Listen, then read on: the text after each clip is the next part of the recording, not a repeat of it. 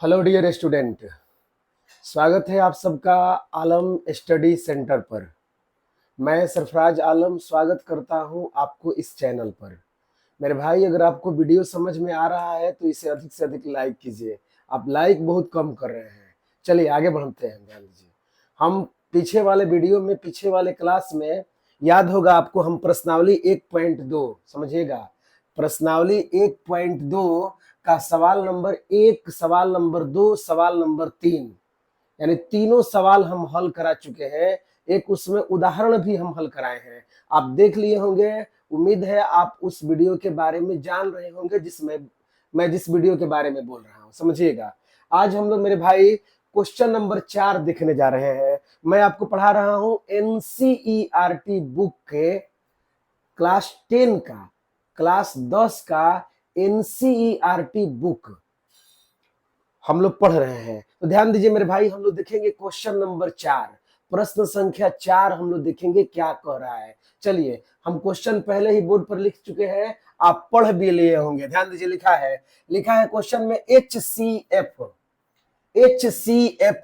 306 और 657, यानी 306 और 657 का HCF 9 है। 306 और 657 का मौस 9 है, तो 306 और 657 का एलसीएम हमें ज्ञात करना है, लॉसा ज्ञात करना है, लघुत्तम समापवर्तक ज्ञात करना है। फिर समझ लीजिए क्वेश्चन में क्या कह रहा है। क्वेश्चन में यह बोला जा रहा है कि 306 और 657, 306 और 657 का महत्तम समापवर्तक HCF 9 है, तो 306 और 657 का हमें LCM यानी लघुत्तम समापवर्तक ज्ञात करना है। यही क्वेश्चन में दिया गया है। चलिए अब हम लोग हल कर रहे हैं। क्या लिखिएगा मेरे भाई, यहां पर लिखिएगा हल। समझिए हल क्या है, हल समझिए, लिखिएगा HCF। समझिएगा HCF का HCF मेरे भाई, तो 306 और 657 बराबर 9। HCF यानी 306 और 657 का महत्तम समापवर्तक 9 है।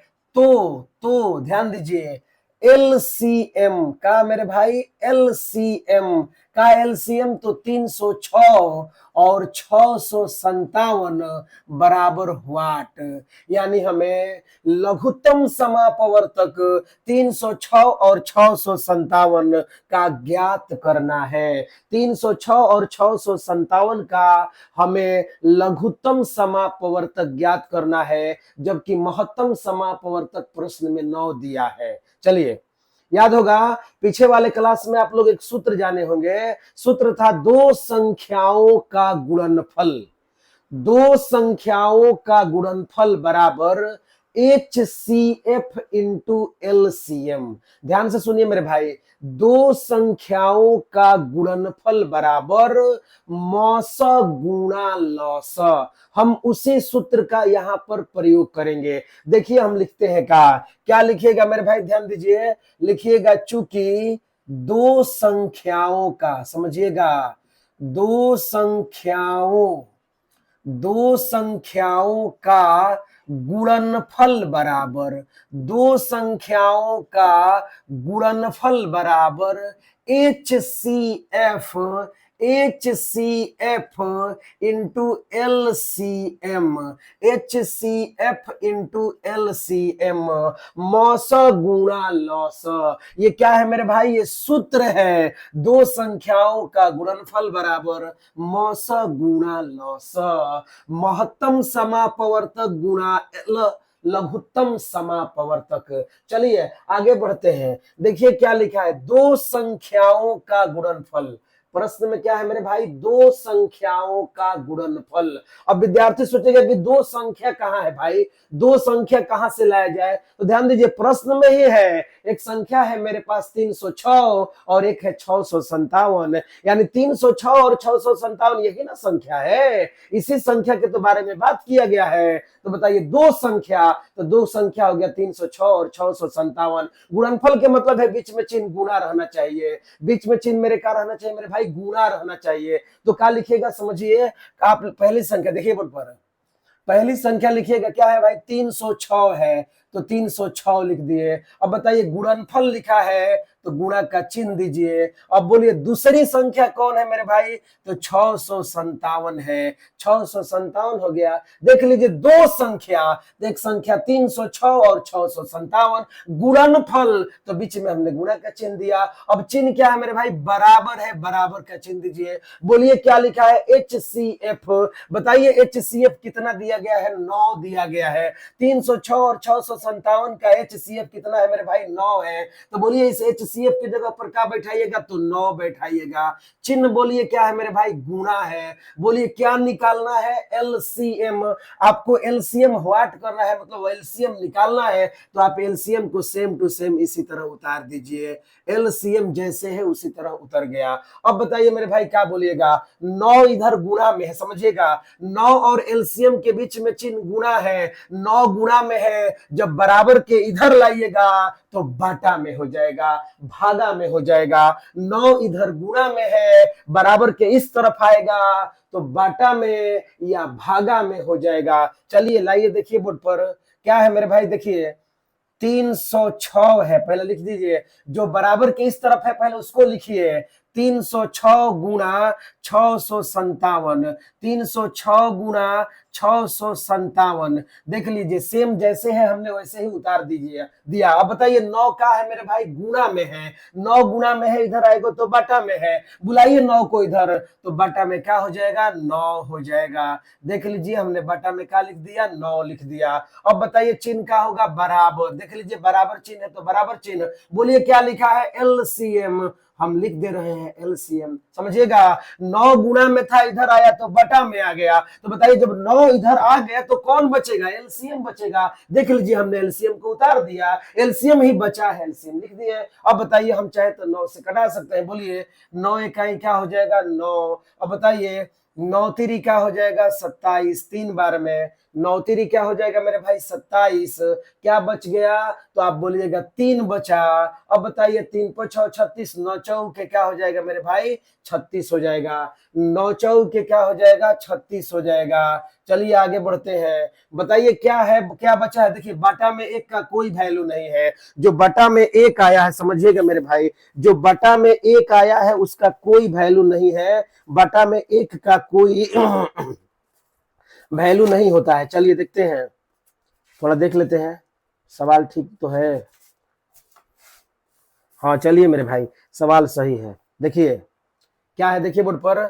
बोलिए बटा में जो 1 है इसका कोई वैल्यू नहीं है, तो बोलिए कौन बचा है, 34 बचा है। देख लीजिए मेरे भाई 34 बचा है, 34। अब बताइए गुणा में कौन, गुणा का चिन्ह है, गुणा का चिन्ह देखिए बोर्ड पे 34 बचा है, 34 को हमने उतारा, गुणा का चिन्ह है, गुणा का चिन्ह लिखा। अब बताइए 657 है मेरे भाई, 657 सेम टू सेम हमने उतार दीजिए। बताइए इधर कौन बचा, तो बोलिएगा इधर LCM बचा।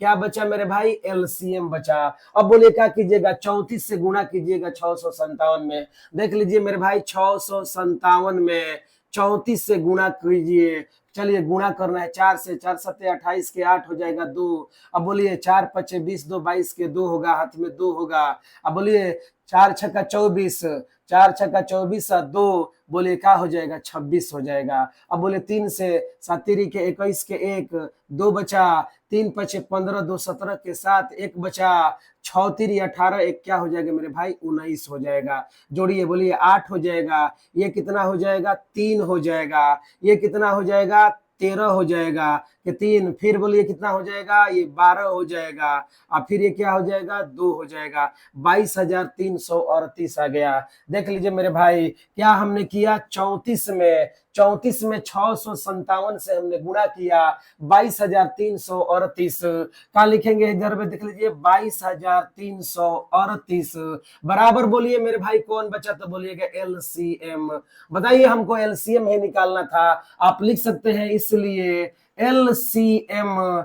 LCM बराबर 22,338 22,338, यही क्या हो गया, आंसर हो गया। 22,300 का आ गया मेरे भाई, 38 आ गया, हो गया इसका आंसर। यही सवाल था, आप इसका स्क्रीनशॉट ले लीजिए, देख लीजिए। चलिए हम आगे बढ़ते हैं। ऐसा ही हम लोग एक उदाहरण देखेंगे, और देख लीजिए एक और उदाहरण इसका देखेंगे। चलिए आगे देखते हैं एक और उदाहरण।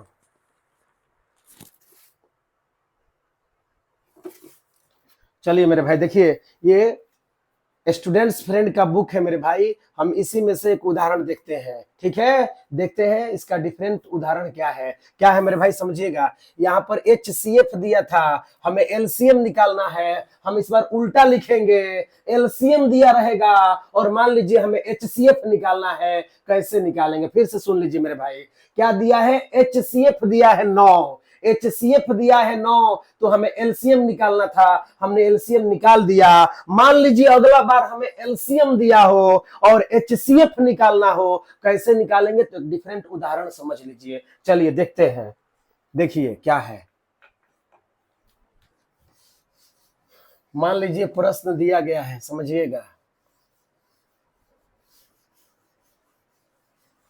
एक उदाहरण हम दे रहे हैं, समझ लीजिए। उसमें क्या है, उसमें हम एलसीएम दे देंगे और HCF ज्ञात करना होगा। एलसीएम हम देंगे और उसमें क्या ज्ञात करना होगा मेरे भाई, HCF ज्ञात करना होगा। अगर आप समझ गए होंगे तो आपको ये भी समझ में आ जाएगा। चिंता मत कीजिए, देखते रहिए, केवल देखते रहिए। बोर्ड पर हम क्या बता रहे हैं, सीखते रहिए, सब समझ में आ जाएगा आपको, कुछ भी बाकी नहीं रहेगा। बस इत्मीनान रखिए और कॉपी तथा कलम लेकर बैठिए, तबे समझ में आएगा, नहीं तो केवल वीडियो देखने से कुछ समझ में नहीं आएगा। देखिए क्या लिखा है मेरे भाई, समझिएगा। प्रश्न है, लिखा है, एक मान लीजिए उदाहरण है मेरे भाई, समझिए उदाहरण है। देख लीजिए उदाहरण है ये।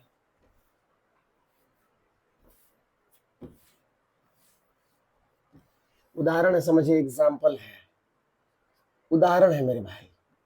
क्या है उदाहरण, समझिएगा। उदाहरण लिखा है एक, कि यदि एलसीएम, समझिए लिखा है प्रश्न में, यदि LCM, LCM list common factor, list common multiple, factor नहीं मेरे भाई, sorry, list common multiple, list common multiple कितना कितना भाई मेरे, तो 72,126, 72,126 का एलसीएम जो है वह 504 है। 500 कितना है मेरे भाई, 4 है। तो कह रहा है कि तो HCF, तो HCF किसका मेरे भाई, तो 72,126 ज्ञात कीजिए, ज्ञात कीजिए। ठीक है, ध्यान दीजिए, हमें ज्ञात करना है। सोचिए अब किस बार क्या दिया, इस बार क्या दिया है बोलिएगा, इस बार एलसीएम दिया है किसका, तो 72 और 126, समझिए 72 और 126, 72 और 126 का एलसीएम दिया है 504, तो 72 और 26 का हमें HCF ज्ञात करना है। HCF ज्ञात करना है 72 और 126 का। कैसे हल कीजिएगा, देखिए बोर्ड पर लिखिएगा हल। पहले जो दिया है उसको आप लिख दीजिए। क्या लिखिएगा, लिखिएगा LCM। क्या लिखिएगा मेरे भाई, LCM। किसका LCM, तो लिखिएगा 72,126, 72,126 का LCM 500 कितना है, तो 4 है। 500 कितना है, 4 है। तो का निकालना है, ध्यान दीजिए, तो HCF का, HCF किसका HCF, तो 72,126, 72,126 बराबर व्हाट, यानी हमें 72 और 126, 72 और 126 का HCF ज्ञात करना है। उम्मीद है आप प्रश्न समझ गए होंगे। 72 और 126, 72 और 126 का एलसीएम, एलसीएम दिया गया है कितना भाई, तो 504। तो हमें HCF किसका, HCF 72 और 126 का महत्तम समापवर्तक मतलब मॉस ज्ञात करना है। चलिए ध्यान दीजिए, वही सूत्र है जो अभी आप सूत्र देखे हैं। बोलिए मेरे भाई क्या देखे हैं सूत्र, तो बोलिएगा, चूंकि दो संख्याओं का, समझिएगा क्या है मेरे भाई, दो संख्याओं का, दो संख्याओं का दो संख्याओं का समझिए, दो संख्याओं का गुणनफल बराबर, दो संख्याओं का क्या मेरे भाई, गुणनफल बराबर क्या होता है सूत्र, तो बोलिएगा HCF इंटू LCM। विद्यार्थी पूछेगा कि अगर हम पहले LCM लिख दें अब बाद में HCF लिख दें, गलत हो जाएगा। याद रखिए मेरे भाई, गुणा में आगे पीछे से मतलब नहीं है। अगर आप 2 गुणा 5 लिख दीजिएगा और कोई 5 गुणा 2 लिख दीजिएगा तो याद रखिए रिजल्ट बदलेगा नहीं, क्योंकि गुणा में क्रम विनिमय के नियम लगता है। गुणा में कौन विनिमय नियम, क्रम विनिमय नियम, यानी क्रम को बदलने से गुणा का रिजल्ट नहीं बदलता है। आप देख लीजिए 2 में 5 से गुणा कीजिएगा 10 आएगा, और 5 में भी 2 से गुणा कीजिएगा क्या आएगा, 10 आएगा। यानी 2 आगे लिखिए 5 बाद में लिखिए, 5 आगे लिखिए 2 बाद में लिखिए, कोई फर्क पड़ने वाला नहीं है। ठीक उसी प्रकार HCF गुणा LCM लिखिए या LCM गुणा HCF लिखिए, रिजल्ट बदलेगा नहीं। चलिए आगे बढ़ते हैं, ध्यान दीजिए मेरे भाई, समझिएगा। तो क्या है ये सूत्र है, समझिए ये सूत्र था कि दो संख्याओं का गुणनफल बराबर HCM गुणा LCM। चलिए हम लोग शुरू करते हैं मेरे भाई, ध्यान दीजिए। कितनी संख्या भाई, तो दो संख्या। अब बताइए दो संख्या कौन है, वही जो प्रश्न में दिया गया है। क्या है मेरे भाई दो संख्या, तो 72 और 126। देखिए 72 और क्या है 126, दो संख्या कितना है 72 और 126। तो एक संख्या क्या लिख दीजिए मेरे भाई 72। अब बोलिए गुणनफल लिखा है तो गुणनफल के कारण चिन्ह गुणा दीजिएगा। और बताइए एक संख्या क्या है, तो 126, 126 लिखिए। दूसरी संख्या क्या हो जाएगा मेरे भाई 126। पहली संख्या 72 और दूसरी हो गया क्या 126। गुणा क्यों आया, तो गुणनफल बोला था क्वेश्चन में, सूत्र में गुणनफल है इसलिए हमने यहाँ पर गुणा का चिन्ह दिया। अब बोले चिन्ह क्या है, बराबर। बताइए क्या लिखा है HCF। बताइए HCF तो व्हाट है ना जी, HCF हमें तो निकालना है, तो आता है HCF को आप जैसे है उसी तरह उतार दीजिए। HCF व्हाट है, इसलिए हमने HCF को उतार दिया। चिन्ह बताइए क्या है, गुणा। अब बोलिए कौन लिखा है, LCM। बताइए मेरे भाई LCM किसका, तो 72 और 126। 72 और 126 का LCM कितना है, 504 है। तो बताइए LCM की जगह पर क्या बैठाइएगा, 500 का बैठाइएगा 4। बोलिए एलसीएम की जगह पर हमने क्या लिखा, 504। अब ध्यान से देखिए मेरे भाई, समझिएगा। इधर कौन है देख लीजिए, पहले जो है उसको लिखिए। क्या है मेरे भाई 72 गुणा कौन है 126। 72 गुणा 126 स्वयं उतर गया। अब बताइए 504 का में है, गुणा में है। 504 का चिन्ह क्या है, गुणा है। अब बताइए 504 जब गुणा में है तो बराबर की इधर आएगा तो क्या होगा, बोलिएगा बाटा में हो जाएगा, भागा में हो जाएगा। बताइए 504 को बराबर किधर हम ला रहे हैं, 504 को जब बराबर किधर लाएंगे तो बोलिए इसके बाटा में हो जाएगा। बोलिए क्या हो जाएगा मेरे भाई 504। 500 क्या हो गया, 4 हो गया। 504 का में था, गुणा में था, बराबर की इस तरफ आया तो बटा में हो गया। बोलिए तब इधर कौन बचा, तो बोलिएगा HCF। कौन बचा मेरे भाई, HCF।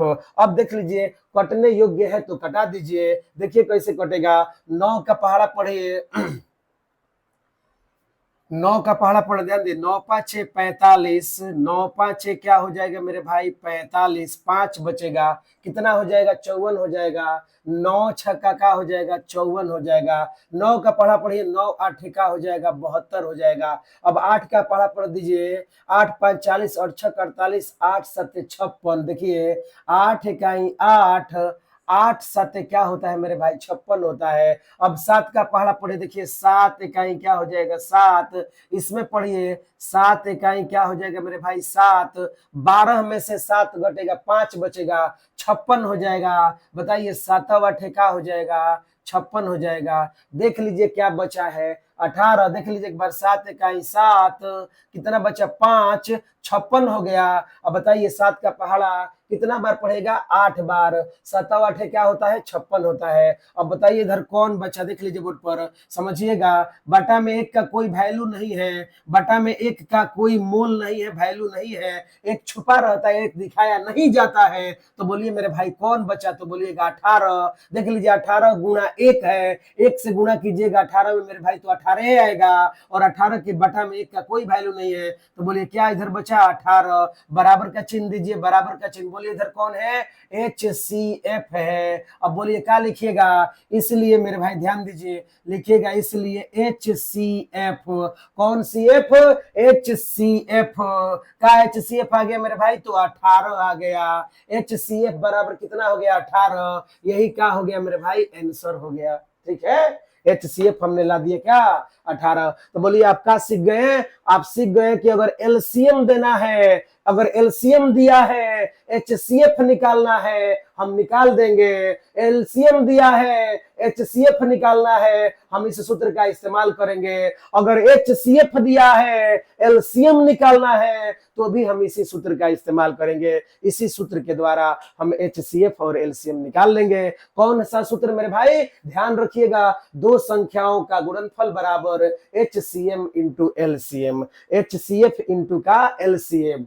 ध्यान दीजिए, HCF इंटू एलसीएम, मौसा गुणा का लॉस, मौसा गुणा लॉस, दो संख्याओं का गुणनफल बराबर HCF into LCM, HCF into का मेरे भाई एलसीएम। चलिए आगे बढ़ते हैं, उम्मीद है आप लोग समझ गए होंगे। चलिए देखते हैं, आगे बढ़ते हैं। देखिए अगला सवाल क्या है, अगला सवाल देखिए मेरे भाई, हम क्या करेंगे, इसी प्रकार का एक और सवाल है, उदाहरण 4 है, उदाहरण नहीं, उदाहरण 7 है। हम लोग उदाहरण 7 देख लेते हैं, पहले उदाहरण क्या देख लेते हैं, 7। चलिए उदाहरण 7 लिखते हैं, देखिएगा मेरे भाई, कौन सा उदाहरण, तो उदाहरण नंबर 7 समझिए।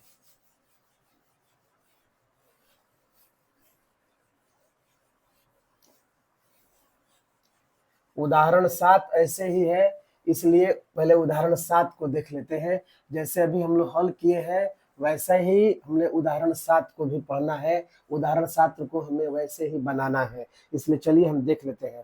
क्या था, प्रश्नावली, प्रश्नावली, प्रश्नावली मेरे भाई क्या था, तो बोलिएगा 1.2, 1.2। हम उदाहरण का, ध्यान दीजिए, उदाहरण का सवाल 7 हल कर रहे हैं। उदाहरण का सवाल कितना मेरे भाई, 7। पहले देख लीजिए, क्वेश्चन को हम लिख दे रहे हैं आपको, देख लीजिए।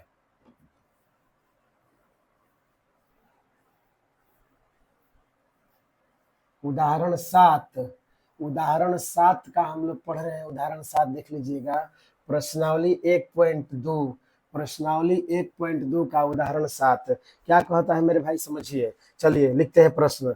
लिखा है, अभाज्य गुणनखंड विधि द्वारा 96 और 404।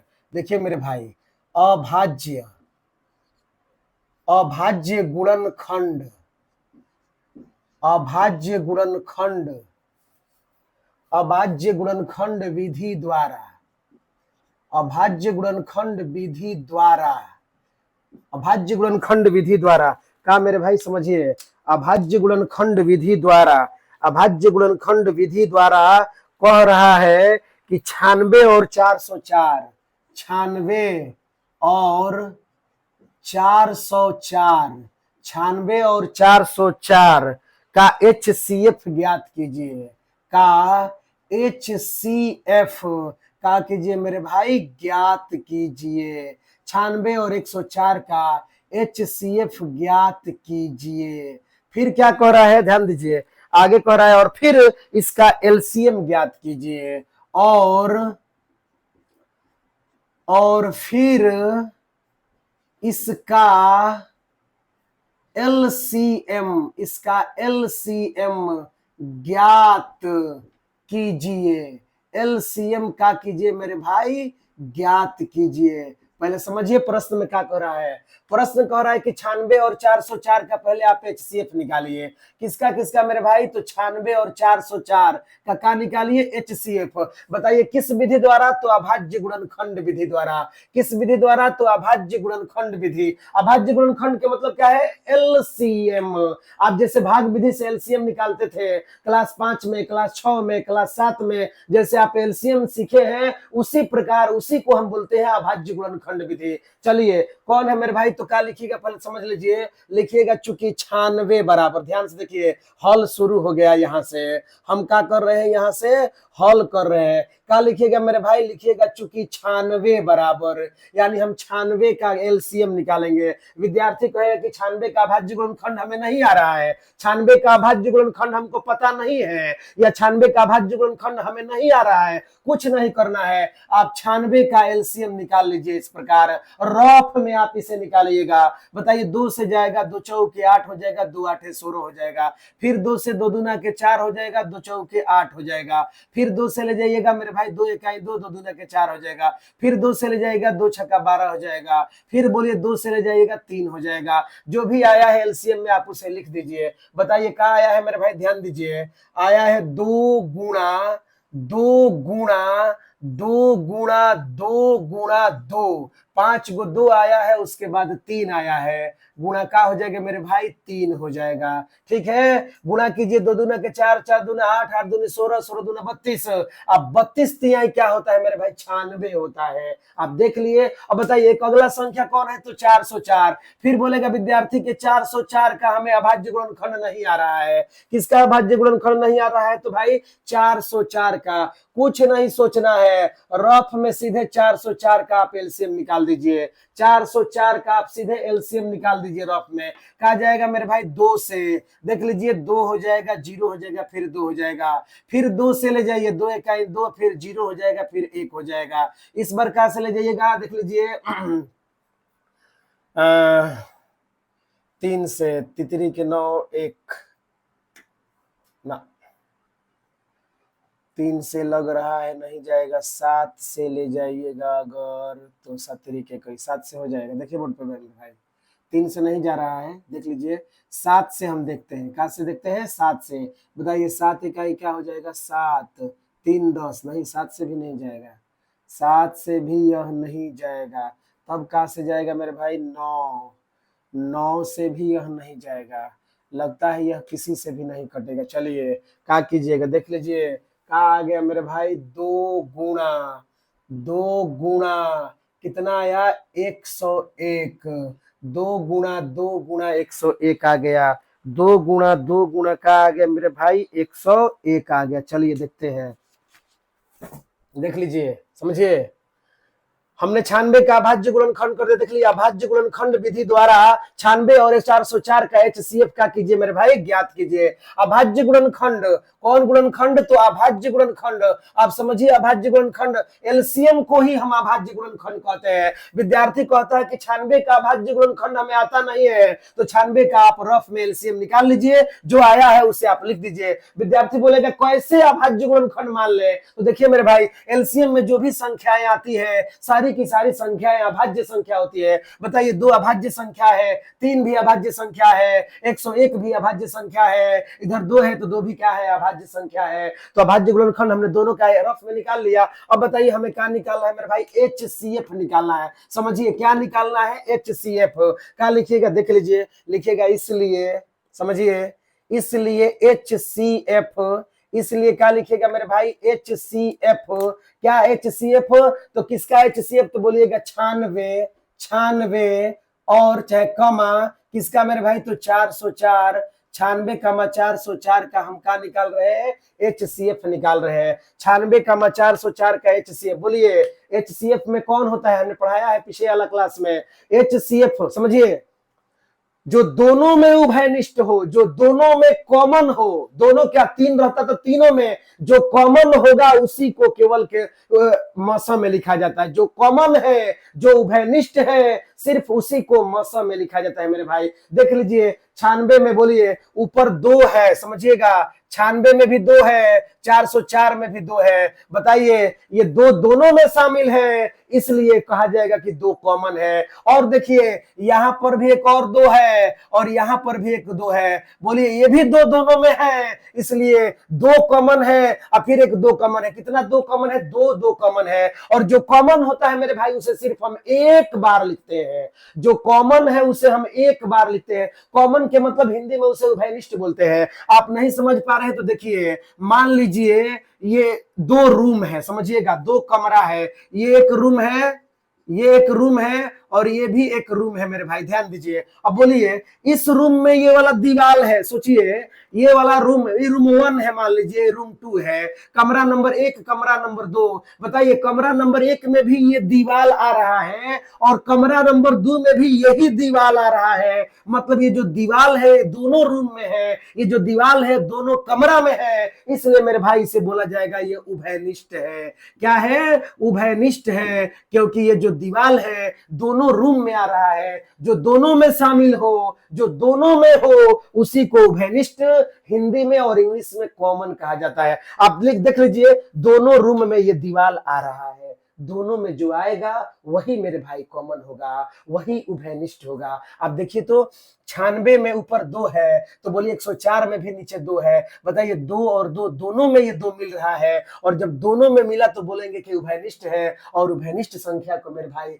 सिर्फ एक बार लिखा जाता है, तो बोलिएगा 2 एक बार लिखा जाएगा। 2 कितना बार लिखा जाएगा? एक बार। अब चलिए अब इधर आगे मिलाते हैं, बोलिए फिर इस ये वाला 2 है, ये वाला 2, फिर दोनों 2 मिल रहा है, यानी ये भी 2 और ये भी 2, ये दोनों 2 फिर कॉमन है, तो बोलिए इस 2 को भी एक बार आप लिख दीजिए। गुणा का लिखिएगा मेरे भाई 2। अब देख लीजिए फिर से, ये दोनों 2 कॉमन था, तो 2 जब कॉमन होगा तो उसके जगह पर सिर्फ एक बार लिखा जाता है। जो कॉमन संख्या होती है सिर्फ एक बार लिखी जाती है, तो हमने एक बार लिख दिया। बोलिए ये भी कॉमन था, हमने एक बार लिख दिया। अब बताइए मेरे भाई 2 में 2 से गुणा कीजिएगा, 2 दूना का क्या हो जाएगा? 4। यही क्या हो गया? आंसर हो गया। मतलब 96 और 404, 96 और 404 का HCF कितना आ गया? 4 आ गया। मेरे भाई ध्यान दीजिए, जो संख्या कॉमन नहीं होगा, जो संख्या उभयनिष्ठ नहीं होगा, उसे HCF में नहीं लिखा जाता है। HCF में उसी संख्या को लिखा जाता है जो कॉमन होता है, जो उभयनिष्ठ होता है। आप देख लीजिए 2 दोनों में है, 2 को एक बार लिखा गया। ये वाला भी 2 दोनों में है, इसलिए इसे एक बार लिखा गया। जो कॉमन होगा सिर्फ उसे एक बार लिखा जाएगा। 2 में 2 से गुणा कीजिएगा 4। अब बताइए इसमें 101 है, ऊपर वाला में 101 है? नहीं है, इसका मतलब 101 कॉमन नहीं हो रहा है, इसे हम नहीं लिखेंगे। तो आप समझ गए कि HCF में मेरे भाई सिर्फ कॉमन होने वाली संख्या को लिखा जाता है, और कॉमन संख्या सिर्फ एक बार लिखी जाती है। कितनी बार लिखी जाती है? एक बार लिखी जाती है। तो इसका HCF निकल गया। अब आगे बढ़िए मेरे भाई, क्या लिख रहा है?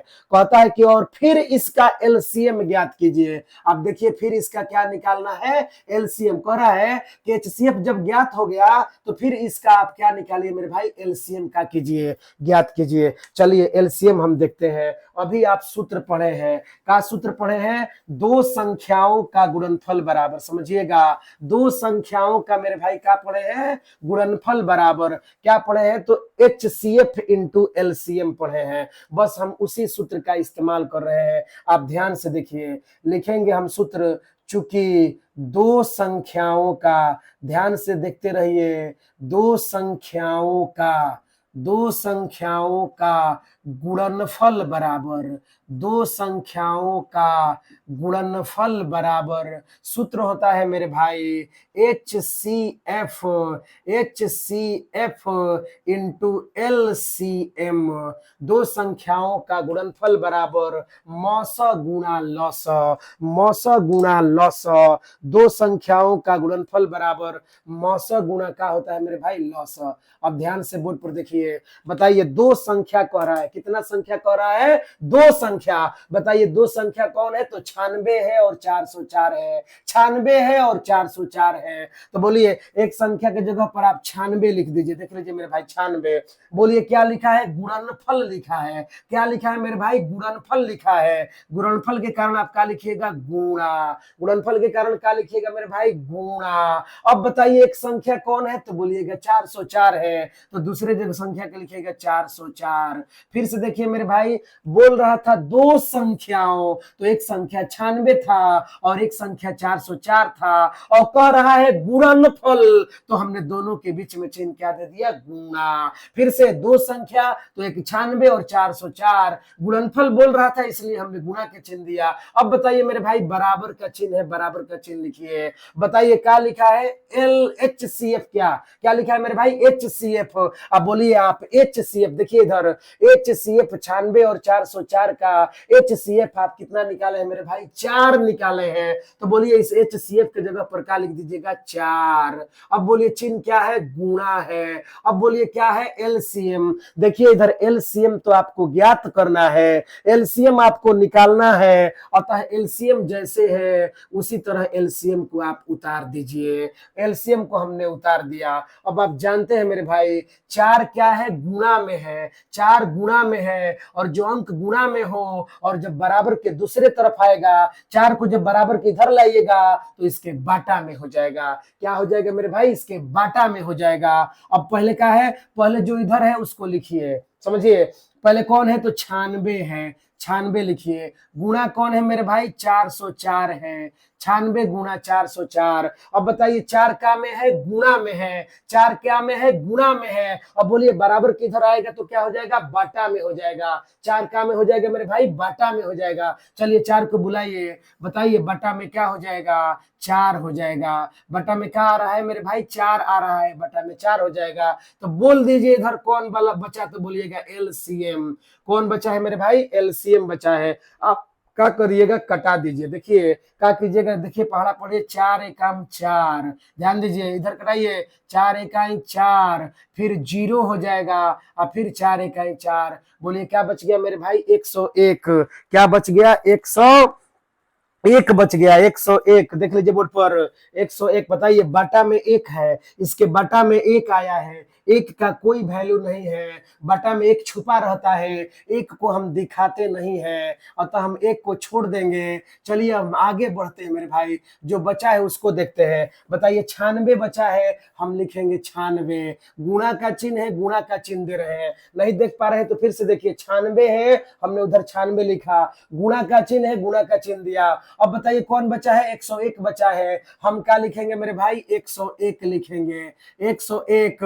अब बोलिए अब क्या है? बटा में 1 का कोई वैल्यू नहीं है, इसलिए हमने 1 को हटा दिया था, बटा भी हट गया। 1 का जब वैल्यू नहीं है तो बटा का भी कोई वैल्यू नहीं है। अब बताइए बराबर का चिन्ह है, हम बराबर का चिन्ह दे रहे हैं। बोलिए इधर कौन है? एलसीएम है, हम क्या लिखेंगे इधर? एलसीएम। एलसीएम जैसे है वैसे लिख दिए। अब बताइए मेरे भाई 96 से जब गुणा किया जाएगा 101 में, 96 से जब गुणा किया जाएगा 101 में तो 96 96 आ जाएगा, यानी 9696। 9696 बराबर इधर कौन बचा मेरे भाई? एलसीएम। विद्यार्थी पूछेगा कि इसे गुणा करके दिखाइए। अब सोचिए हम इधर गुणा करेंगे तो बताइए आपका टाइम पास होगा, आपका वीडियो लंबा होगा, इसलिए हम गुणा नहीं कर रहे हैं। हमने किताब से देख लिया, उदाहरण का सवाल था, हमने देख लिया, इसका गुणनफल 96 96 आया है, आप गुणा कर लीजिएगा। तो देख लिए मेरे भाई, तो क्या लिखेंगे? इसलिए देखिए ने, इसलिए एलसीएम बराबर का बराबर, ध्यान दीजिए, एलसीएम बराबर का आया गया मेरे भाई? एलसीएम बराबर तो बोलिएगा 9696। 9696 यही का हो जाएगा? आंसर हो जाएगा। आप देख लिए का निकाला गया था? भाज्य गुणनखंड विधि द्वारा HCF निकाला गया। देख लीजिए हम लोग का HCF कितना आया मेरे भाई? 4। कहता है HCF ज्ञात कीजिए, हमने HCF निकाल दिया। फिर कहता है कि इसका एलसीएम निकालिए, हमने देखिए इसका एलसीएम भी निकाल दिया। यही था मेरे भाई उदाहरण नंबर 7। उदाहरण नंबर 7 को हमने हल किया है, आप इसका स्क्रीनशॉट ले लीजिए। चलिए हम लोग आगे बढ़ते हैं, देखते हैं आगे प्रश्न। अब देखिए मेरे भाई आगे प्रश्न 5 है।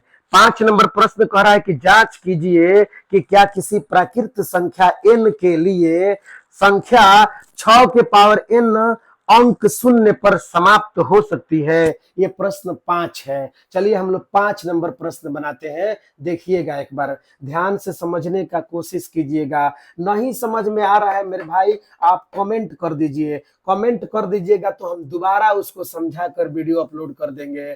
कोशिश कीजिए एक ही वीडियो को बार बार देखने की, जो समझ में नहीं आ रहा है उसको पीछे करके उसी को आप एक बार और देखने की कोशिश कीजिए। उम्मीद है आपको समझ में आ जाएगा।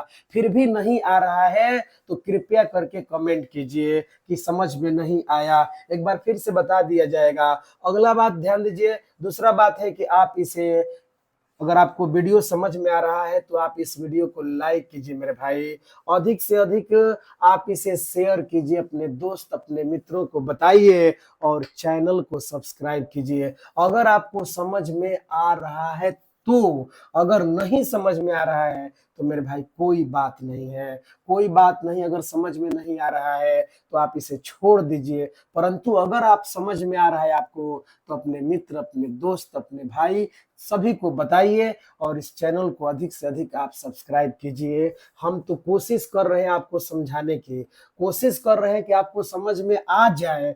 फिर भी अगर नहीं आ रहा है तो हो सकता है कुछ कमी है हम में, अब उसको सुधार करेंगे अगला बार। आप कोशिश कीजिए, अगर नहीं आ रहा है तो आप कमेंट जरूर कीजिए, तब हमको समझ में आएगा कि हम ठीक कर रहे हैं कि नहीं कर रहे हैं। चलिए क्वेश्चन नंबर हम देखते हैं मेरे भाई 5। ध्यान दीजिए, सवाल नंबर क्या है मेरे भाई, 5 नंबर सवाल है। देखिए हम 5 नंबर सवाल को लिख रहे हैं। जांच कीजिए कि क्या किसी प्राकृत संख्या, समझिएगा, जांच कीजिए, लिखा है जांच कीजिए, जांच कीजिए कि, जांच कीजिए कि क्या किसी प्राकृत संख्या, क्या किसी, जांच कीजिए कि क्या किसी प्राकृत संख्या, प्राकृत संख्या, प्राकृत संख्या, ध्यान से देखते रहिए मेरे भाई, प्राकृत संख्या n के लिए, प्राकृत संख्या n के लिए, n के लिए, प्राकृत संख्या n के लिए, संख्या n के लिए, संख्या 6 के पावर n, ध्यान से देखिए मेरे भाई, 6 के पावर n अंक, अंक शून्य, ध्यान दीजिए शून्य है, शून्य पर समाप्त, शून्य पर समाप्त, समाप्त हो सकती है, हो सकती, शून्य पर समाप्त हो सकती है। यही मेरे भाई प्रश्न में पूछा है। विद्यार्थी कहता है कि हमें प्रश्न समझ में नहीं आ रहा है। आप चिंता मत कीजिए, हम समझाएंगे। हम लोग यहाँ से शुरू करेंगे हल, यानी हम इसे किस तरह बनाएंगे, आप बोर्ड पर देखते रहिए। पहले हम लोग प्रश्न को देखते हैं मेरे भाई, प्रश्न को समझते हैं। थोड़ा 1 मिनट रुकिए, थोड़ा पानी पी लेते हैं।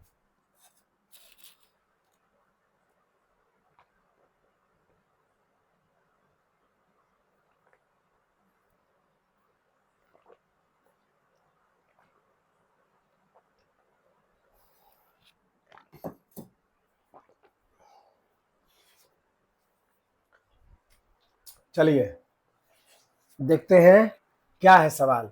लिखा है कि जांच कीजिए कि क्या किसी प्राकृत संख्या, पहले समझिए मेरे भाई, प्राकृत संख्या लिखा है, कौन संख्या, प्राकृत संख्या। क्या है, गिनती की संख्याओं को प्राकृत संख्या कहते हैं। क्या बोलिएगा मेरे भाई, गिनती की संख्याओं को प्राकृत संख्या कहते हैं। जैसे 1 2 3 4 5 6 7 8 9 10 डॉट डॉट डॉट डॉट, यानी जो भी मेरे भाई आप गिनती में गिनते हैं, जो भी आप गिनती में अंक पढ़ते हैं, वह सभी अंक प्राकृत संख्या है। विद्यार्थी बोलेगा कि हम तो गिनती में शून्य को भी पढ़ते हैं। बताइए, आप गलत बोल रहे हैं मेरे भाई। आपको बोला जाएगा कि आप अपने उंगली को गिनिए, तो क्या कीजिएगा, 0 से गिनिएगा। बोले 0 1 2 3 4, बताइए आपका 4 उंगली है, तो बोलिए आप गलती कर रहे हैं ना। यानी शून्य, 0 प्राकृत संख्या नहीं है मेरे भाई। गिनती जब भी गिना जाता है, 1 से गिना जाता है, तो क्या कीजिएगा, 1 2 3 4 5, यानी हमारी उंगली कितनी है मेरे भाई, 5 है। यानी गिनती कहां से शुरू होता है, 1 से शुरू होता है, 1 से। तो हमने क्या बताया, गिनती की संख्याओं को प्राकृत संख्या कहते हैं। उम्मीद है आप प्राकृत संख्या समझ गए होंगे। यहाँ लिखा है n, ध्यान दीजिए मेरे भाई, प्राकृत संख्या को इंग्लिश में नेचुरल नंबर कहते हैं मेरे भाई। क्या बोलते हैं, नेचुरल नंबर, समझिएगा, नेचुरल अब देखिए नेचुरल का पहला अक्षर मेरे भाई क्या है, एन है। नेचुरल का पहला अक्षर क्या है मेरे भाई, एन, इसलिए प्राकृत संख्या को एन द्वारा सूचित किया जाता है। यानी एन का मतलब आप समझिएगा मेरे भाई प्राकृत संख्या। इस एन का माने का समझिएगा प्राकृत संख्या, मतलब गिनती की संख्या। मतलब आप इस एन के जगह पर 1 2 3 4 5 6 डॉट डॉट डॉट डॉट बैठा सकते हैं।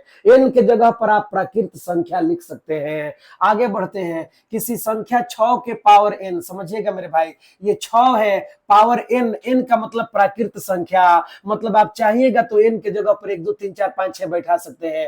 अंक शून्य पर समाप्त हो सकती है। कहता है कि 6 के पावर एन अंक जो है शून्य पर समाप्त हो सकती है। अब चलिए मेरे भाई इसको शून्य पर समाप्त करना है, सीखिए ध्यान से, तब हम लोग अपने प्रश्न पर आएंगे। पहले सीख लीजिए हम क्या कहना चाहते हैं और प्रश्न कैसे बनेगा। समझिए मेरे भाई, कहता है कि इसका अंत शून्य पर हो सकता है। ध्यान दीजिए मेरे भाई, जो भी संख्या का अंत शून्य पर कराना है, सुनिएगा, किसी भी संख्या का अंत, किसी भी संख्या, किसी भी संख्या का अंत शून्य पर कराना है मेरे भाई, शून्य पर कराना है तो याद रखिए उसके अभाज्य गुणनखंड में, सोचिए उसके अभाज्य गुणनखंड में, उसके अभाज्य गुणनखंड में मेरे भाई 2 और 5 का आना आवश्यक है। अगर किसी भी संख्या के लौसा में,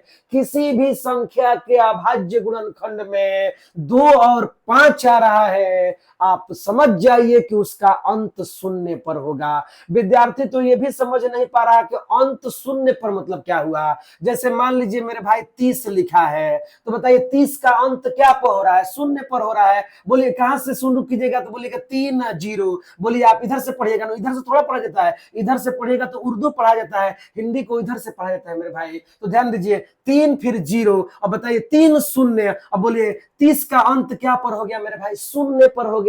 जैसे मान लीजिए लिखा है 40, बताइए 40 का अंत क्या पर हो रहा है, शून्य पर हो रहा है। जैसे मान लीजिए लिखिए है 500, क्या लिखा है 500 लिखा है मेरे भाई, बताइए 500 का अंत क्या पर हो रहा है, शून्य पर हो रहा है।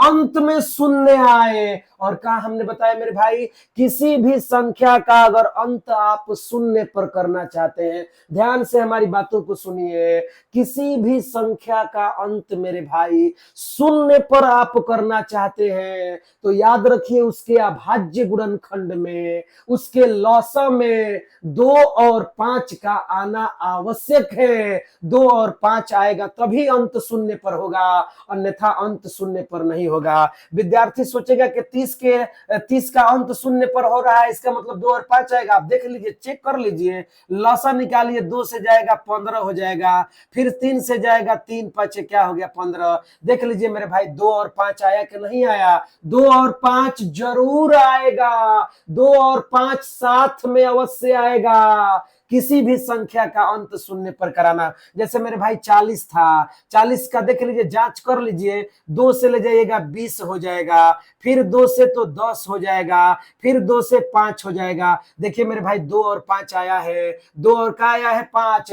हमने आपको क्या बताया, किसी भी संख्या का अंत आप शून्य पर कराना चाहते हैं या कोई भी संख्या का अंत अगर शून्य पर हो रहा है तो आप समझ जाइए कि उसके अभाज्य गुणनखंड में, उसके एलसीएम में, उसके लौसा में 2 और 5 जरूर आएगा। जैसे मान लीजिए 500 है, इसका आप लौसा निकाल कर देखिए ना मेरे भाई, बोलिए 250 हो जाएगा, फिर 2 से जाएगा 2 1 2 2 दूनी के 4 2 5 10, फिर कहां से जाएगा 5 से जाएगा, बताइए क्या हो जाएगा 25 हो जाएगा, फिर 5 से जाएगा, बताइए क्या हो जाएगा मेरे भाई 5 हो जाएगा। बताइए 2 और 5 आया कि नहीं आया, आप देख रहे होंगे 2 और 5 आ रहा है, मतलब अंत शून्य पर कराना है तो लौसा में 2 और 5 का आना जरूरी है। अगर 2 आ रहा है 5 नहीं आ रहा है, याद रखिए अंत शून्य पर नहीं होगा। अगर 5 आ रहा है और 2 नहीं आ रहा है, अंत शून्य पर नहीं होगा। अंत का सिर्फ अंत का सिर्फ एक ही शर्त है, 2 और 5 आना चाहिए, 2 और 5 का रहना चाहिए, बाकी कोई भी अंक हो कोई मतलब नहीं है, लेकिन 2 और 5 को रहना चाहिए। किसमें मेरे भाई? अभाज्य गुणनखंड में। ये तो था अंत शून्य पर कराने की थ्योरी। अब हम आगे बढ़ते हैं। अब हमें जांच करके देखना है, हमें जांच करके देखना है कि 6 के पावर n का अंत शून्य पर हो रहा है कि नहीं हो रहा है। चलिए हम लोग शुरू करते हैं। उम्मीद है आप समझ गए होंगे। क्या सीखे अभी आप? किसी भी संख्या का अंत शून्य पर कराने के लिए उसके अभाज्य गुणनखंड में 2 और 5 का होना मेरे भाई क्या है? आवश्यक है। आप किसी भी संख्या को ले लीजिएगा, उसके अंत में शून्य आ रहा है तो उसका एलसीएम निकालिएगा, उसके एलसीएम में अवश्य ही 2 और 5 जरूर आएगा। अन्य संख्या भी आ सकता है लेकिन 2 और 5 जरूर आएगा, 2 और 5 अवश्य आएगा।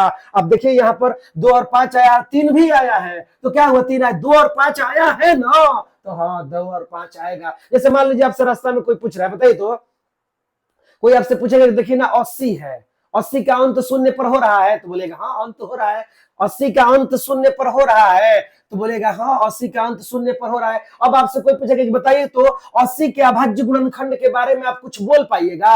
80 के अभाज्य गुणनखंड में कुछ बोल दीजिएगा, तो बोलेगा हाँ अगर 80 का अभाज्य गुणनखंड किया जाएगा तो 2 और 5 जरूर आएगा, 2 और 5 अवश्य आएगा। जैसे मान लीजिए मेरे भाई लिखा है, कोई मान लीजिए 1250 लिखा है। अब आपसे कोई पूछे कि देखिए तो 1250 का अंत शून्य पर हो रहा है, तो बोलेगा हाँ अंत शून्य पर हो रहा है, अंत शून्य पर हो रहा है। अब आपसे कोई पूछे कि बताइए 1250 के अभाज्य गुणनखंड के बारे में आप कुछ बोलिएगा, तो बोलेगा हाँ बोलेंगे। 1250 का अगर आप एलसीएम लीजिएगा, 1250 का आप अगर अभाज्य गुणनखंड कीजिएगा तो अवश्य ही 2 और 5 आएगा, अवश्य ही निश्चित ही 2 और 5 आएगा। तो अभी इसका अंत शून्य पर हो रहा है, अन्यथा अंत शून्य पर नहीं होता। याद रखिए 2 और 5 का आना शून्य पर अंत होना अवश्य है, याद रखिए ये थ्योरी था। चलिए अब आगे बढ़ते हैं, हम अपने प्रश्न को देखते हैं मेरे भाई क्या हो रहा है।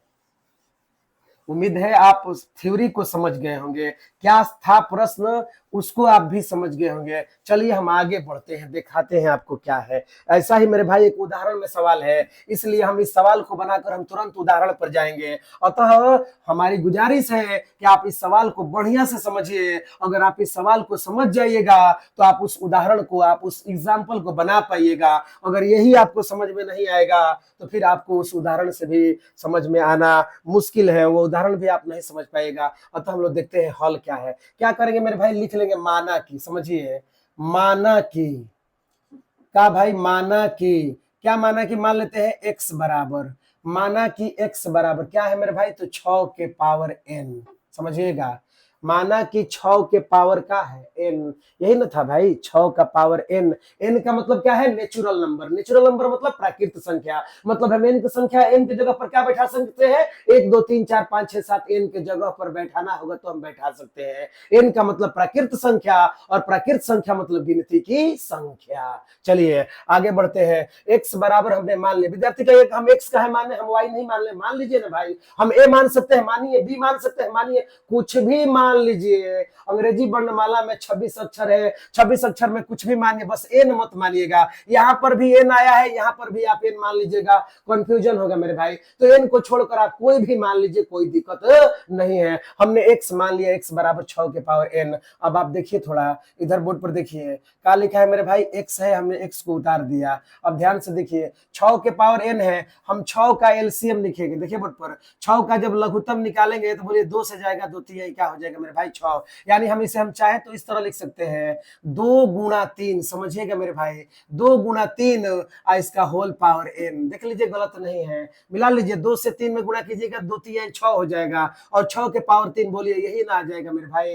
यानी इस संख्या को हम इस प्रकार भी लिख सकते हैं। जैसे मान लीजिए लिखा है 4 के पावर n, 4 के पावर क्या लिखा है मेरे भाई? n। हम चाहेंगे तो 4 को क्या लिखेंगे? 2 गुणा 2, घेर कर इस तरह पावर n लिख देंगे। जैसे मान लीजिए लिखा है मान लीजिए क्या लिखा है मेरे भाई? जैसे मान लीजिए लिखा है 14, क्या लिखा है? 14 के पावर n लिखा है। बोलिए हम क्या लिखेंगे? हम लिख सकते हैं 2 गुणा 7, 2 गुणा 7 इस तरह घेर कर पावर क्या कर देंगे? n। वही बात है, 2 में 7 से गुणा करेंगे 14 हो जाएगा और इस कोष्ट को तोड़ेंगे तो पावर n जो है 14 पर हो जाएगा, तो 14 पर पावर n आ जाएगा। इसी तरह हमने इसको लिख दिया। अब देखिए मेरे भाई क्या करते हैं, समझिएगा आगे।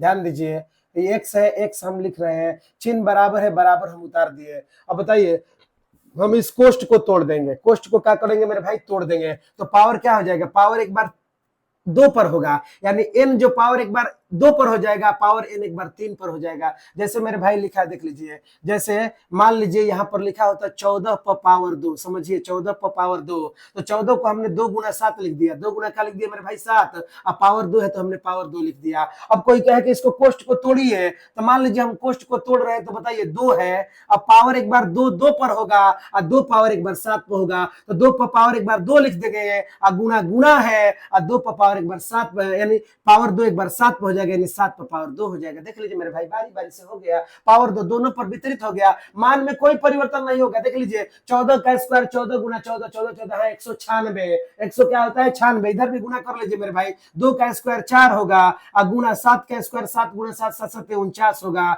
बताइए 49 से 4 में गुना कीजिएगा, 100 का आ जाएगा 96, कोई बदलाव नहीं है, कोई परिवर्तन नहीं है, मतलब कोष्ट को तोड़कर लिख सकते हैं मेरे भाई। इस तरह लिखा गया, मान लीजिए 2 गुना 3 है, इस तरह घेर कर पावर 3 लिखा है। मान लीजिए कोई कहे कि आप कोष्ट को तोड़ दीजिए, तो क्या कीजिएगा, एक बार पावर 3 2 पर होगा, एक बार पावर 3 3 पर होगा, मतलब आप इसे लिखिएगा 2 पर पावर 3 गुना 3 पर पावर का लिखिएगा 3, मतलब इस बात को हम इस तरह लिख सकते हैं। देखिए इसको ठीक उसी तरह लिखते हैं। बताइए कहता है कि कोष्ट तोड़िए, तो क्या लिखेंगे, 2 पर पावर, का पर पावर मेरे भाई 2 पर पावर n हो जाएगा, गुना है गुना लिख देंगे। अब बताइए 3 है, तो 3 पर पावर का हो जाएगा मेरे भाई, n हो जाएगा, 3 पर पावर का हो जाएगा n। हमने कोष्ट को तोड़ा, तो पावर n एक बार 2 पर होगा, अब पावर n एक बार 3 पर होगा, बारी बारी से हो गया। अब देखिए हम क्या लिखेंगे मेरे भाई, क्या लिखेंगे, चूंकि 6 के अभाज्य गुणनखंड में, सोचिएगा ध्यान दीजिए, 6 के अभाज्य गुणनखंड में केवल 2 और 3 आ रहा है, 6 के अभाज्य गुणनखंड में केवल 2 और क्या आ रहा है मेरे भाई, 3 आ रहा है। 6 के अभाज्य गुणनखंड में केवल 2 और क्या आ रहा है, 3 आ रहा है, मतलब 5 नहीं आ रहा है। समझिए इस बात को हम लिखते हैं, ध्यान दीजिए, ध्यान दीजिए, क्या लिख रहे हैं सोचिएगा। अब लिखेंगे हम, ध्यान से देखते रहिए, थोड़ा थ्योरेटिकल सवाल है, इसमें थोड़ा लाइन लिखना है, कहने हो सकता है कि आपको दिक्कत हो जाए, फिर भी आप कोशिश कीजिए। क्या लिखिएगा, लिखिएगा चूंकि 6 के पावर n, यही देखिए 6 के पावर n, इसी का हमने अभाज्य गुणनखंड किया, तो 2 और क्या आया मेरे भाई, 3 आया। 6 के पावर n, n तो n से में है, n का हमने तो कुछ नहीं किया, 6 का नु किया है भाई, तो 6 के अभाज्य गुणनखंड में 2 और क्या आया है मेरे भाई, 3, तो यही तो लिखेंगे 6 के पावर n के अभाज्य, 6 के पावर n के अभाज्य गुणनखंड में, सोचिए मेरे भाई 6 के पावर n के अभाज्य गुणनखंड में केवल केवल 2 और 3 आ रहा है, 2 और 3 आ रहा है। और हम जानते हैं, क्या जानते हैं मेरे भाई, किसी भी संख्या का अंत शून्य पर कराने के लिए अभाज्य गुणनखंड में 2 और 5 का आना आवश्यक है, 2 और 5 का होना अनिवार्य है। तो क्या लिखेगा, 6 के पावर n के अभाज्य गुणनखंड में केवल 2 और क्या आ रहा है मेरे भाई, 3 आ रहा है, और लिखेगा और हम जानते हैं, ध्यान दीजिए, और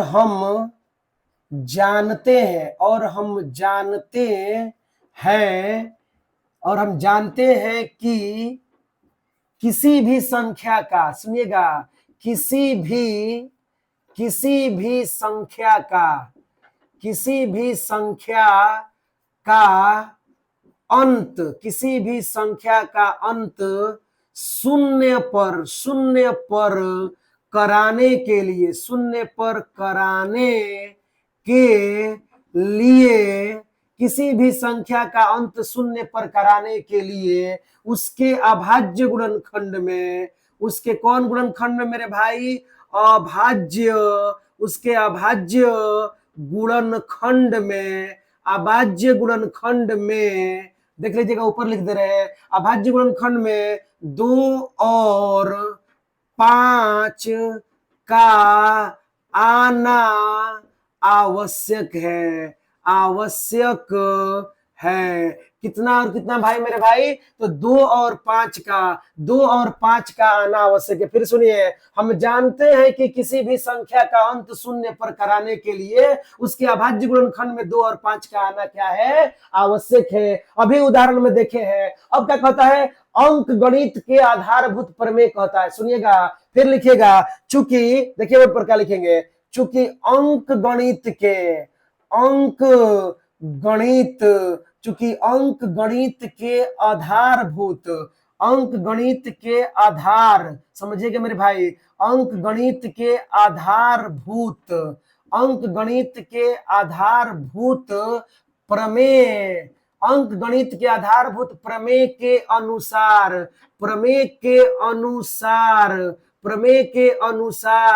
किसी भी संख्या का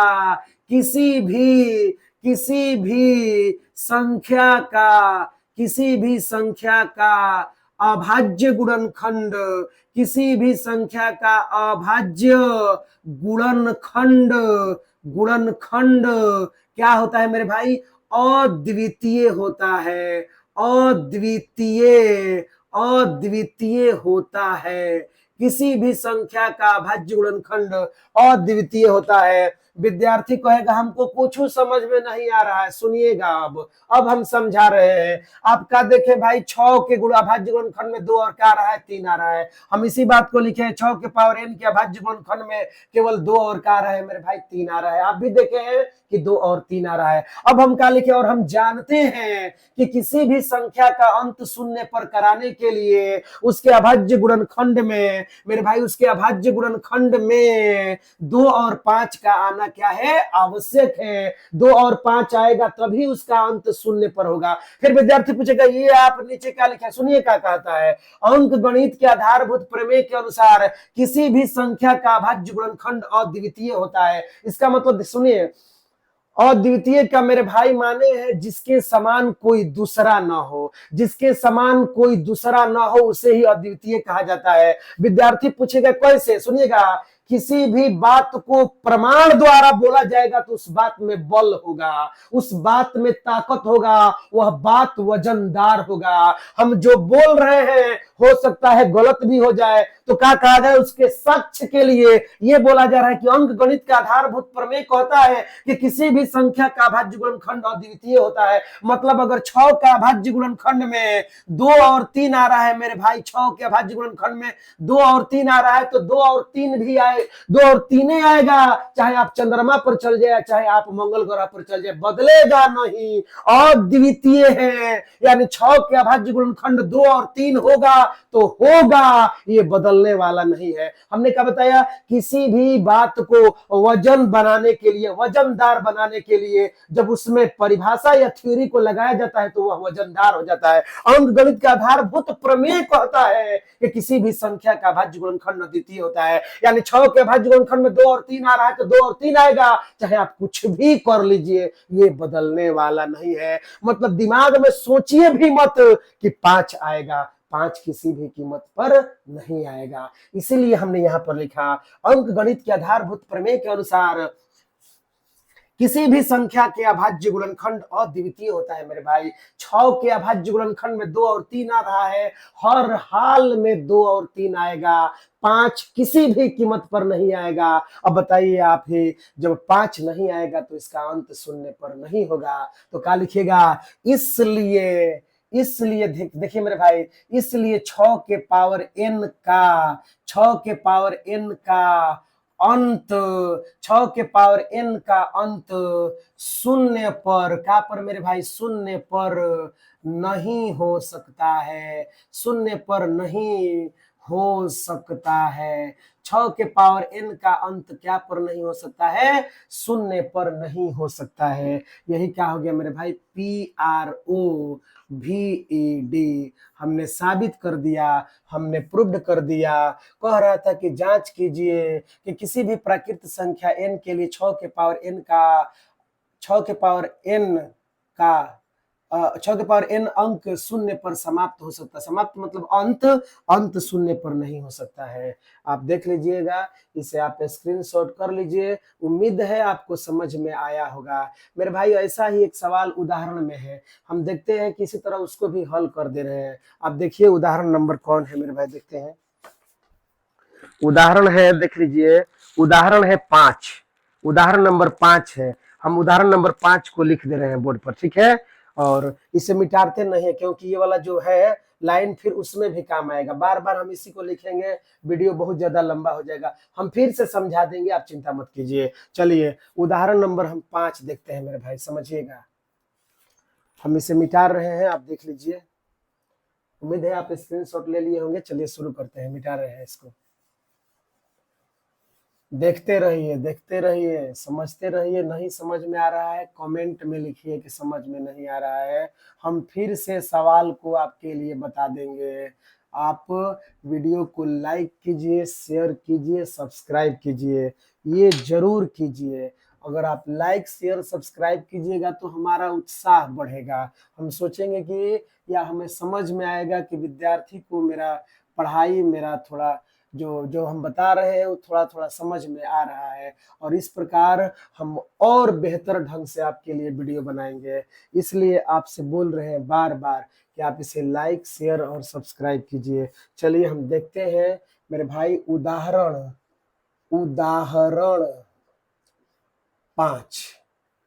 उदाहरण क्या है मेरे भाई, 5 है। देखिए ऐसा ही प्रश्न है, कह रहा है कि संख्याओं 4 के पावर n पर विचार कीजिए। देखिए क्वेश्चन लिख रहे हैं, संख्याओं, संख्याओं 4 के पावर n पर विचार कीजिए। संख्याओं 4 के पावर n पर क्या कीजिए मेरे भाई, विचार कीजिए, विचार कीजिए, ठीक है। आगे लिखा है जहां n प्राकृत संख्या है। आपको पहले ही बताए हैं, ध्यान दीजिए। जहां n, n क्या है मेरे भाई, प्राकृत संख्या है। n क्या है, प्राकृत संख्या है। अभी आप समझे हैं कि प्राकृत संख्या के माने क्या है। n क्या है मेरे भाई, प्राकृत संख्या है। फिर कहता है कि जांच कीजिए कि क्या n का कोई मान, जांच कीजिए कि क्या,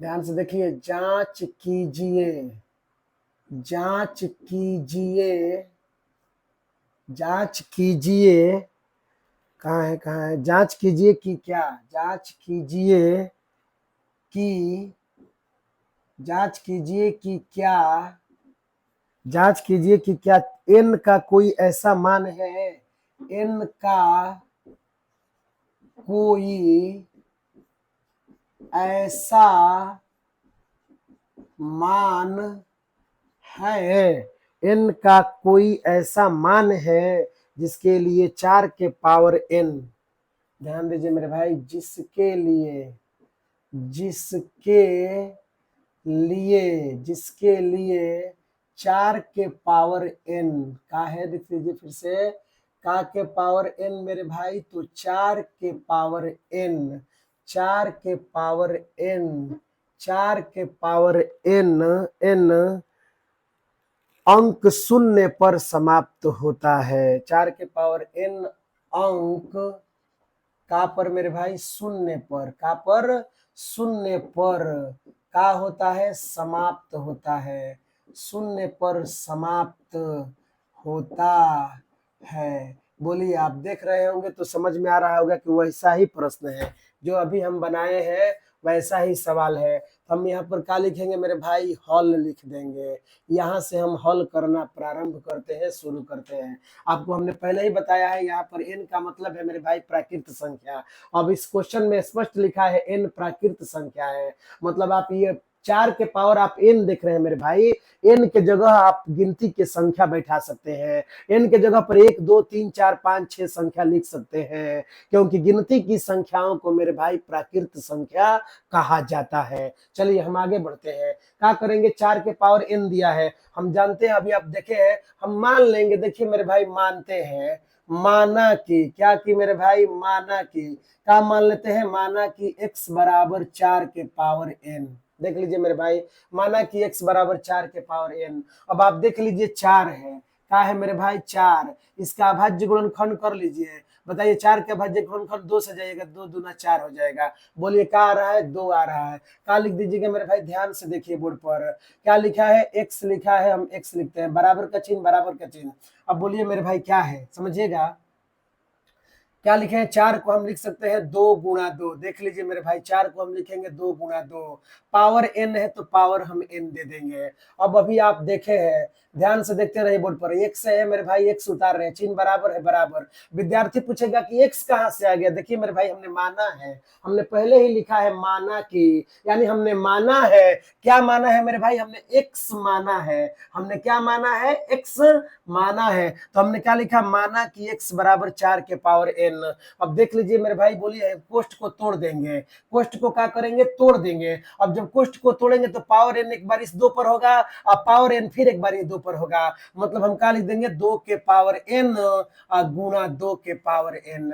बोलिए कोई समस्या है, अभी आप देखे हैं इसके पहले वाले सवाल में इसे कैसे लिखा गया है। अब क्या लिखेंगे मेरे भाई, देखिए क्या लिखा है, देख लीजिए एक बार क्या है मेरे भाई, लिखेंगे चूंकि 4 के पावर n में, समझिएगा मेरे भाई, 4 के पावर n के अभाज्य गुणनखंड में केवल 2 आ रहा है।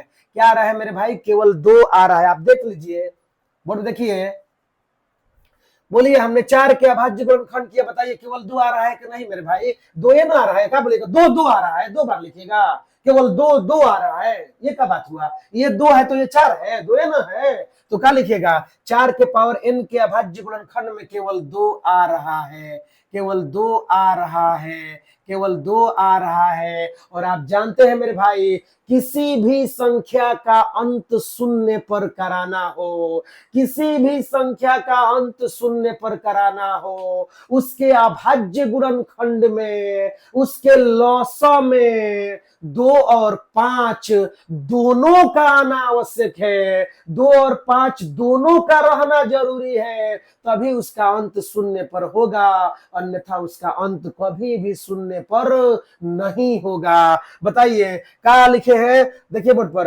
अभाज्य गुणनखंड में केवल 2 आ रहा है। और हम जानते हैं, देखिए मेरे भाई आप जानते हैं, हम जानते हैं, क्या जानते हैं, किसी भी संख्या का अंत शून्य पर कराने के लिए, किसी भी संख्या का अंत शून्य पर कराने के लिए उसके अभाज्य गुणनखंड में, उसके अभाज्य गुणनखंड में मेरे भाई 2 और 5 का आना क्या है, आवश्यक है। 2 और 5 आएगा तभी अंत शून्य पर होगा, अन्यथा अंत शून्य पर नहीं होगा। अब क्या लिखे है, अंक गणित के आधारभूत प्रमेय। अब अंक गणित का आधारभूत प्रमेय क्या कहता है कि भाई किसी भी संख्या का अभाज्य गुणनखंड अद्वितीय होता है। 4 का अभाज्य गुणनखंड, ध्यान दीजिए, 4 का अभाज्य गुणनखंड 2 है तो 2 है, मतलब 4 2 से कट जाएगा, यानी 4 का अभाज्य गुणनखंड 2 है। और कहता है कि किसी भी संख्या का अभाज्य गुणनखंड अद्वितीय होता है, माने 4 का अभाज्य गुणनखंड 2 है तो 2 है, चाहे चांद पर जाइए, चाहे चंद्रमा पर जाइए, चाहे दुबई जाइए, अमेरिका जाइए, ये बदलने वाला नहीं है। अद्वितीय मतलब जिसके समान कोई दूसरा न हो, जिसके जैसा कोई न हो। तो 4 का अभाज्य गुणनखंड में 2 आ रहा है तो 2 आएगा, चाहे आप कुछ भी कर लीजिए, 5 आने वाला नहीं है। मतलब बात को यह वजनदार बना रहा है, बात को और प्रबल बना रहा है। कौन, तो अंक गणित के आधारभूत प्रमेय कहता है कि किसी भी संख्या का अभाज्य गुणनखंड मेरे भाई क्या होता है, अद्वितीय होता है। क्या होता है, अद्वितीय होता है। तो आप क्या लिखिएगा, इसलिए, इसलिए क्या लिखिएगा मेरे भाई, इसलिए 4 के पावर n, क्या के पावर n, 4 के पावर n, 4 के पावर n का अंत शून्य पर नहीं हो सकता है। 4 के पावर n का अंत कभी भी शून्य पर नहीं हो सकता है। प्रूव्ड हमने लिख दिया। उम्मीद है मेरे भाई आपको समझ में आ गया होगा, प्रश्न आप सीख गए होंगे। ठीक है, हम इतना ही रोक दे रहे हैं, वीडियो हो सकता है लंबा हो गया होगा, तो इतना ही रोकते हैं। कल हम इसके आगे और सवाल बताएंगे। मेरे भाई वीडियो समझ में आ रहा है तो इसे लाइक, शेयर और सब्सक्राइब कीजिए। तब तक के लिए हम कल मिलते हैं। धन्यवाद। जय हिंद, जय भारत।